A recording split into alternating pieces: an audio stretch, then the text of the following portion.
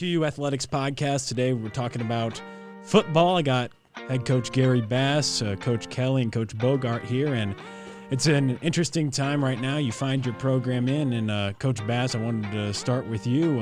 How has everything been going the past couple months with your program? Well, it definitely has been different, I guess is the best way to put it. Trying to deal with not playing in the fall is never easy for our guys, especially for our incoming freshmen. I'd probably say it's as big of a deal for them as it is our upperclassmen. I mean, these kids have lost the second semester of their senior year. They've lost senior proms. They've lost spring sports. They've lost graduation. Any kind of normalcy they've kind of lost drastically really quickly. Getting an opportunity to go to college as a freshman and have a normal experience as a first semester's definitely been anything but. But our kids have done a good job. They've been very good about understanding the situation we're in and trying to gravitate towards getting better as a football program. And for us, that's been the most important thing. Things don't change overnight. They understand that we've got to be able to control the controllables and not allow things that are outside of our control to affect how we're going to perform on a day-in, day-out basis.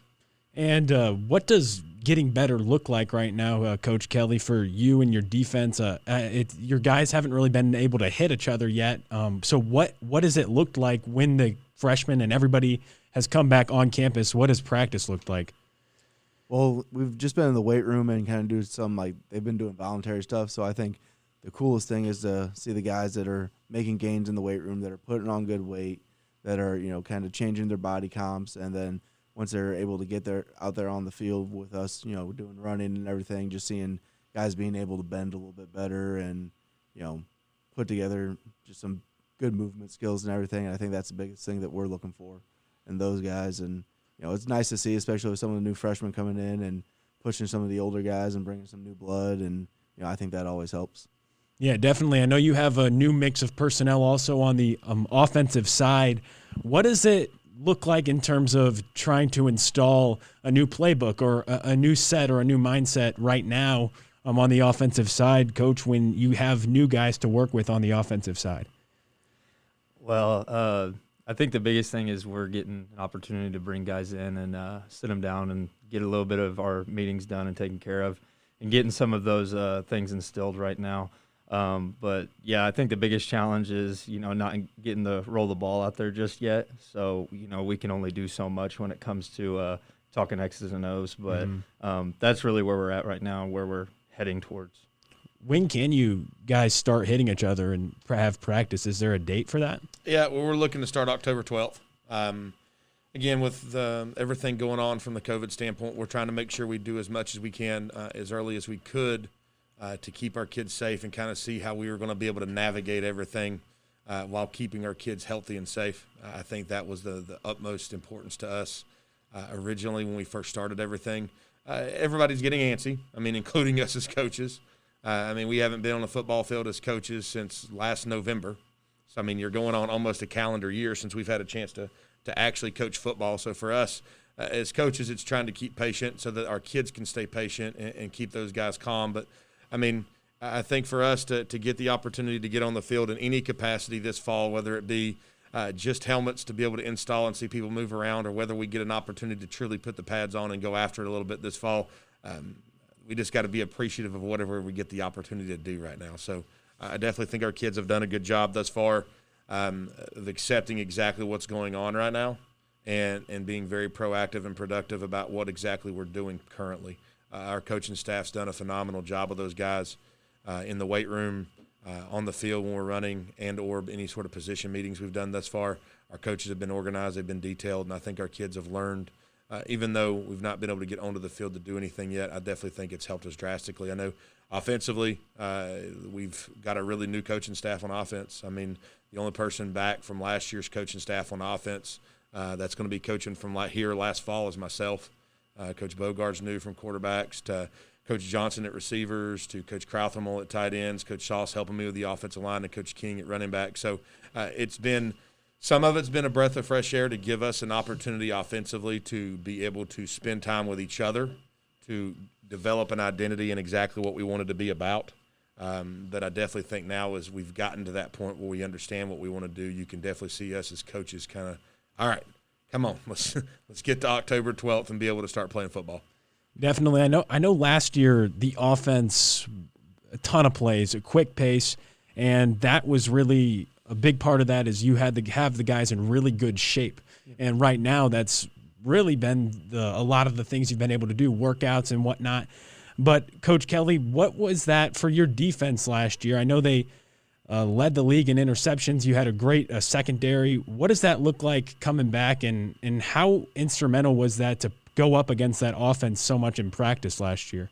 I think the biggest thing going against that offense was, to me, the hardest thing to always replicate in practice is the speed and tempo of an offense, to where if you can get kids flying around doing stuff fast and not thinking out there, I think that's a good thing about going against an offense like that every single day, is because it really truly shows the kids that know exactly what they're doing, because they don't have to go out there and think, they're just reacting. And I think whenever you can do that and then you go against an offense that's a little bit slower, I know last year some of our kids in that first game were sitting there going, when are they going to snap the ball?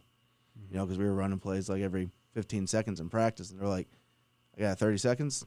That's crazy. So it definitely kind of helped those guys out with that, and kind of really made them be a lot more alignment assignment sound, which was cool. Who's coming back, or who's some people that are new to watch out for on the defense? I think the really interesting position will be our defensive backfield, since we graduated Keenan Stiegel and DT Christensen last year. So we'll have some new safeties coming in to kind of take those reins, and it's kind of a wide open competition right now. We got Saron Cunningham coming back, who got hurt last year at the beginning of the year, which kind of hurt us, but we have a whole bunch of safeties that got some juice back there that I'm really, really excited about. We have Peyton Chappell obviously coming back, who's a phenomenal player and a phenomenal leader, and just a really, really good Mike linebacker. And then we'll have some guys around him that it'll be interesting to see who takes the other two spots. And then on the defensive line, we're totally new on the interior, and we have some really, really good interior redshirt freshmen coming up that we're really excited about. A transfer in Jaron Taylor. And then our defensive ends, I think, will be even more seasoned and way better to take that next step in their progression and just learning how to play the defensive line position a little bit better. Yeah, that's a good point you make. I know it's probably hard to specifically say each guy, but what you said about the competition, and there was such a long layoff of not being able to enjoy the full spring season, and then you have the summer in the quarantine, then you come back. Could you guys kind of tell, and anybody can answer this, like who put in the work during that time? I know it's really difficult and the circumstances were tough, but is that competition kind of heightened now because everybody really, the separation was how much they got to prepare during the time when no coaches really could be breathing down their neck? I think the first thing that I've noticed with our guys is we've only got 6 seniors. Our junior class is very big. Of course, the other classes below them are very large. We're finally getting into a point in time where it's our recruiting classes as players and coaches for us.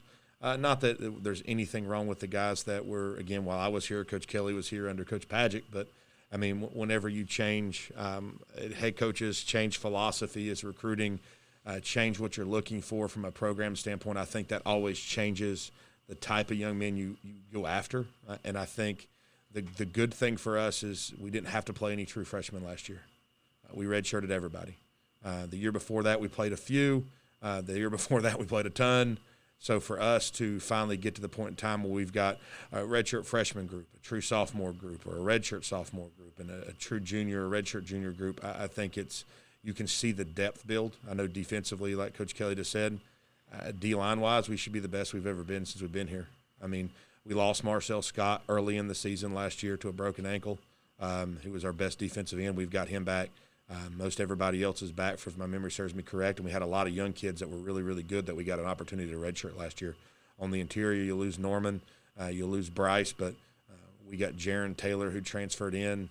We've got a lot of young kids that we redshirted last year. We got a lot of depth there. Linebacker, brought in the Nathan Clark, a transfer from College DuPage that we think helped solidify us losing Sam Mock. Secondary, Coach Kelly talked about. I know offensively, offensive line is for us. We've got almost everybody coming back except for Justin Rosendahl, who's not easy to replace. For us, probably the hardest guy that's going to be able to replace on offense is anytime you have to replace a trigger, man, it's never easy. I mean, Andrew Rund had a great senior year, broke all sorts of records, was a good leader for us.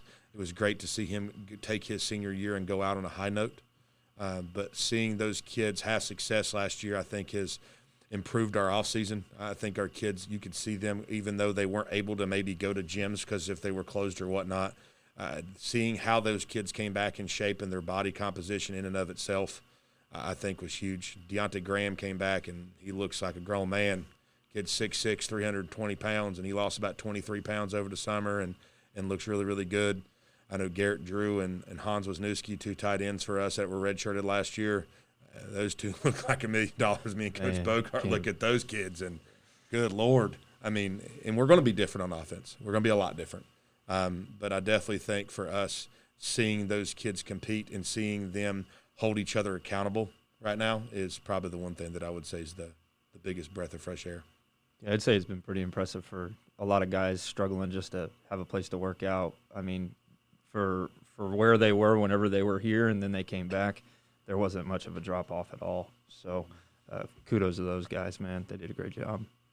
Yeah, because it must be hard. I mean, obviously you said they may not have the opportunity, but just to stay so focused on the goal, and obviously the goal for your program, every year that since you've been a head coach, you've enjoyed a game improvement, and the team has gotten better and better, and you're continuing to develop a program right there.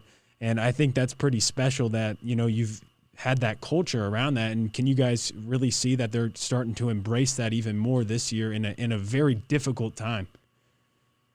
Yeah, for sure. I mean, I think the biggest thing is you see the guys that are older now and just they're starting to hold the younger guys accountable, and you're really truly seeing our older guys doing the culture as opposed to just the coaches doing the culture, which I think we all know that if your players are holding each other accountable, then you're going to be in a lot better position than if just the coaches are holding them accountable, because we're only with them at most 20 hours a week and they're with each other all the time. And I think it's really cool to see some of these guys that not even seniors but juniors and, you know, redshirt sophomores and even sophomores that are holding each other accountable day by day, and, you know, making sure guys go to class, making sure they're doing the right things at practice, at weights and everything like that. It's really cool to see that the culture's kind of taken off, and we can kind of do a step back and start correcting the little things that we weren't able to do in probably the first couple of years.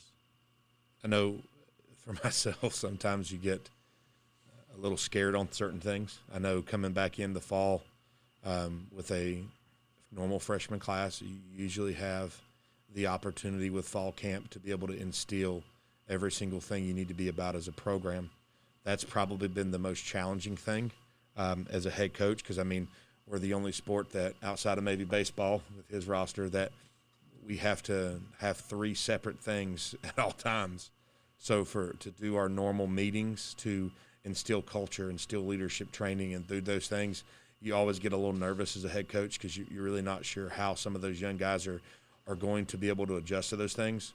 And considering the fact that, to be honest, we've only had one team meeting of any kind to talk about anything, it's been nice to be able to see those freshmen be able to get it and understand exactly what the expectations and the goals are for us. And that's a testament to our coaching staff, to the young men that they brought in, and really it's and also a testament to our upperclassmen. They've done a great job of, like, showing those guys exactly what should look like and what the expectations are. You mentioned that last year you redshirted everybody that came in. Mm-hmm. What does that look like this year? Was for the spring, or is this what is that season going to look like, and is that going to count for eligibility for these athletes, or do you guys know that answer yet? It doesn't. Everyone's going to get a year of eligibility back. I know as coaches, when we sat down as a head coaches in the GLVC and talking about what we were trying to get the spring to look like, I think the number one concern out of all of us was safety of our athletes. Trying to play an 11-game season and then turn around at 2 months and try to play another 11-game season is not very smart or advantageous for anyone. So it's going to be a condensed season. It's going to be much shorter for us. But I definitely think the good thing for us, not causing year of eligibility to be expended at all, it's nice because you can play those true freshmen, you can play those redshirt freshmen, and you can, not that we won't play our upperclassmen because we will, but we can limit to a certain degree the number of reps that they take to allow those freshmen and redshirt freshmen to get experience so that when we get to the fall, I think it helps us if we have any injuries or anything from that standpoint. But this is still, you're not treating this like it's spring ball. This is still the season in the spring, and you're still competing. Do you know what it's going to look like in terms of number of games for you guys? Yeah, we've talked. There's nothing solidified yet. I know originally the talking point was a 5-game season.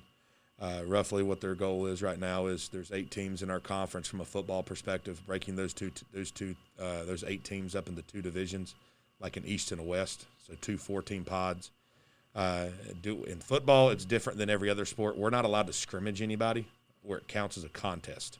So we're going to scrimmage somebody from the other division, play our 3 divisional games, and then the goal after that is to sit here and seed based on standing from those division games, the 5th game, 1 versus 1, 2 versus 2. That way, it's going to be a condensed season, but you still get the opportunity to play for a conference championship because those seniors, yes, they get a year of eligibility back, but if you're a 5th-year senior, are you really going to come back for a 6th season?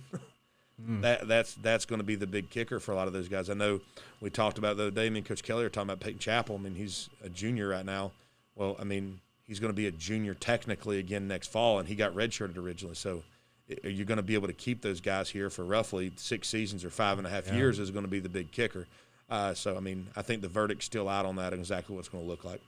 Yeah, that's an interesting point because then you think about guys coming in. You don't know what guys want to exhaust all of their eligibility as well. So that's an interesting point. But I know a lot of programs are dealing with that. But you did mention that the offense is going to look a little different. And couldn't you say that this time and the time in the spring is a great opportunity to install new things? Because if it's new for everybody, I know you've had a lot of change over the offense as you've been the head coach. You've had different coordinators and you've had different personnel every year. I know you can't talk specifically about what it's going to look like, but what are some of the changes that some fans could expect to see? Coach Bogart, all you, baby. Put you on the spot. Well, I know you guys last year, 100 miles an hour, throw. The biggest thing, too, is I think we're going to have the ability to run the ball very efficiently. Like Coach mentioned earlier, we got, Adam Hillis, Hans, Garrett Drew, 3 dudes at tight end that have to be out on the field at some point. So having a little bit more, probably 11 personnel, 12 personnel, so that we can run the ball effectively. And then on top of that, seeing how it shakes out whenever it comes to the quarterback battle, right? We have Trey Mosley, who's been here for quite some time. You got Tion, who's started some games in his career. And then you have a transfer in Jordan Flowers from Central Missouri. And then we got a young guy, Grant Hajusek, that just came in. So, just seeing what we can do at that position is really going to allow us to go on from there. So getting those practices in fall is going to be huge. And then what we can do in the spring and kind of tinker with some stuff and make some final decisions. So, it's going to be hang your hat on the run, be efficient in the run game, but also be able to throw it whenever people are going to give you the opportunity to do so. Who are some guys that we can expect to carry the ball?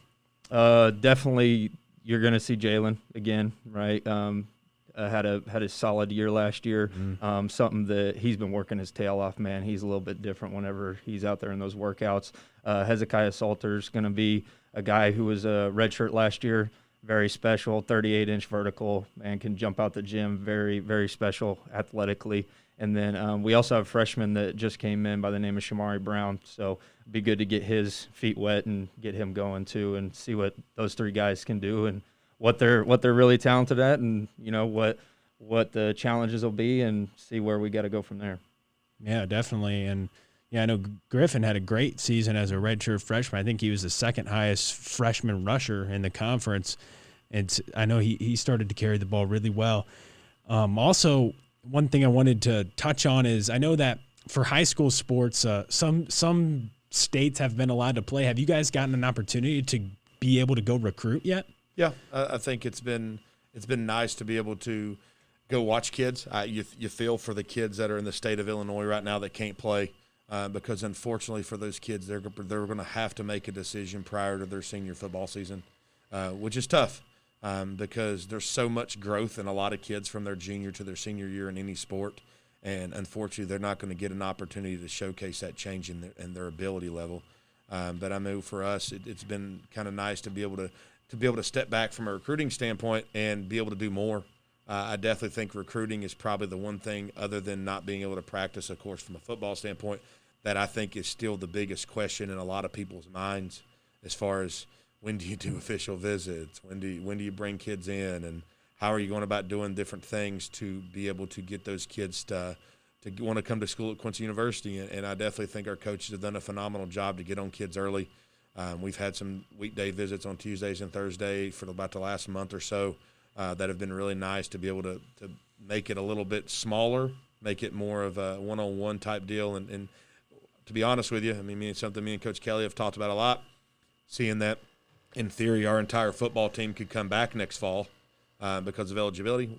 It's not like you're going to have a ton of money to go out with because those seniors are going to be coming back. So I definitely think for us as a coaching staff, it allows you 100% to be more about substance over numbers in any way, which is going to be weird for us. We're used to having a pretty big freshman class in some capacity. I know Coach Kelly will be thankful that he doesn't have to sign 15 or 20 kids again this year, hopefully. That's the goal. Hopefully. But I definitely think recruiting has been one of the most interesting thought processes for every head coach that I've seen. Some want to do early visits, some want to do later. For us, we wanted to bring some kids in, do some unofficials, be able to get our kids in the weight room and put a lot of our time there, and then give us an opportunity to go watch some of these kids around the area to be able to watch them play as seniors. Yeah, and that's huge for that experience. I feel for a lot of those kids too, who, that senior year, a lot of times is when you get most of your looks. But you do talk about it's tough to replace a quarterback, but you do have some experience with your receivers, don't you? And do you think that helps out at all, or what does the receiving core look like? Yeah, I mean, I think that's huge as well. You got guys like Paul Sullivan, Chris Poindexter coming back that saw ample amount of time. Then, Ladarius Burrows, who sprinkled in quite a bit and made some plays last year. Braden Lowry, who did some stuff. So, I mean, when it comes to the receiving core, we'll be in pretty good shape. I think, ping-ponging off what Coach Bass was just talking about, the best thing about this recruiting cycle for Quincy, since, I haven't been here in the past and seen it, but it's going to be a lot better to be able to find the pieces of the puzzle after, we do fall ball and get these guys in pads, hopefully, to where we can be a little more meticulous on making decisions on where do we need to fit another player in here.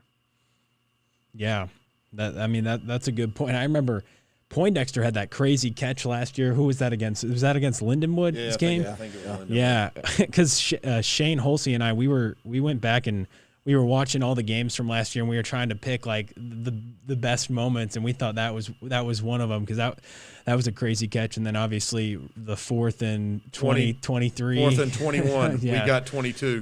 That's the first time as a head coach I literally got on my knees and was like, please, Lord, let us complete this ball. And Andrew drilled it in to Gaston, and there was about 4 people around him, and that opened up the floodgates for us. So that was nice. That was big, because it would have been real easy last year for that situation for our kids in the past to drop their head and be like, all right, the game's over. And they just found a way. There was no capacity on the sideline of those guys going like, oh, no, it's over. It immediately was like our offensive guys like, hey, look, let's go. And our defensive guys believed that they were going to go down and score. So, I mean, it's nice to see the change in attitude and ability by those guys from that standpoint. For sure. And on defense, I know I kind of touched on how you did graduate some people in the backfield, but you guys seemed always coming up huge with getting interceptions. I mean, sometimes they could drive down the field, but you'd come up with a clutch interception here or there. And what did you attribute that to? Is it just a lot of the reps they got in practice, or just the great studying they did of the other receivers? Because I thought it was always like they were pretty clutch a lot of the times, getting a lot of interceptions. I think a lot of it comes down to our players and them trusting in what we're doing. We always talk about playing with zone eyes and being able to do everything based off of what the quarterback's doing. And our players really kind of bought into that. And, they're the guys out there making the interceptions. The calls does not matter. Mm-hmm. They're going out there reading the QB, breaking on balls, and I think they just did a really good job understanding where the ball's going to go and how to get underneath it. But, a little bit goes into scheme, but a lot of it is just those guys making phenomenal plays, and, it's constantly harped on. Every single practice we're talking about how many interceptions we can get. Every practice is, okay, that was a great batted ball. How do we get that into an interception this time? Mm-hmm. Okay, that was a great job, keying on that guy. How do you get him to bait it, to throw it so you get that interception? So to me, it's just a constant conversation about, if you're going to be about something, you got to constantly talk about it. And we constantly talk about turnovers because that's one thing that we really care about is getting the ball back to the offense so they can go score. But the cool thing is if we intercept the ball, we actually get a chance to score too. So yeah, we like that. I'll take as many defensive touchdowns as we can get. I'm okay with that. For sure. Help out the points per game. Yes. No problem. yeah. I've still never understood that stat, by the way. I know, right? Points per game. Well, no, the points per game, but like if a defensive guy scores a touchdown, it goes towards your offensive points per game. Yeah, You're welcome. Greedy offensive guys. numbers, they're crazy. But when you win the turnover battle, one thing that I thought was more impressive too is even if the offense, who they have a 3 and out, and the drive is maybe 30 seconds because you're going so quick, the defense sometimes was gassed because the time of possession, it's not like our offense had a lot of time of possession. I think it was last in the conference. And that's Probably just, last in the country, yeah. to be honest. So because they were moving so quick, and so sometimes when they weren't successful in moving the chains, the defense really did have to be in good shape, and I thought that's why it was more impressive, the focus they were able to have when other teams would get in the red zone. Yeah, and I think the biggest thing for us is it doesn't really matter what situation we get put in. Our job is very simple. Get off the field and make sure they don't score any points. So it doesn't matter really how many times we're out there. It doesn't matter what situation we get put in. We just have to get off the field and make sure they don't have any points and, try to be as successful at that as possible. And that's definitely something we're going to try to build upon this year, is being more successful as getting off the field and not allowing as many points. For sure. I think part of that goes into us offensively. Coach Bearfield and them guys did a great job last year on offense in a lot of capacities, but we've got to be better about taking care of the football on offense. Our defense did such a good job of forcing turnovers last year, and unfortunately we gave the ball up too much, more so on fumbles. That's the first time I've ever seen that, fumbles and interceptions. But we've got to take care of the football better. One of the biggest things you'll hear me talk about when me and Coach Bogey both is we got to end each possession in a kick. I don't care if it's a punt, an extra point, field goal, doesn't matter. We got to kick the ball away. We can't give it back to the opponent, put our defense in bad situations. I think the other thing that you'll see difference for us for offensively next year is last year we were pedal to the metal and go as fast as we could, which was fine. That's what we were doing. I think one of the biggest things for us moving forward is we've got to be able to vary the tempo up because I think that puts a defense in as big of a bind as anything else does. When they don't know how fast you're going to go, I think it helps. And I think it also helps you when it comes to certain situations. You look at some teams that are air raid, throw it all over the snap, it gets to 4th and 1, or they get into some sort of 3rd and short or whatever. They're not built to line up and be that short yardage goal line type team. And I know as a former offensive coordinator and what we did in the past, we've got to be able to get back and be able to control the clock. I'm not worried about a sheer number, but we cannot put our defense on the field 160 more snaps than we did 2 years ago. We've got to be better all in all on offense and be more efficient.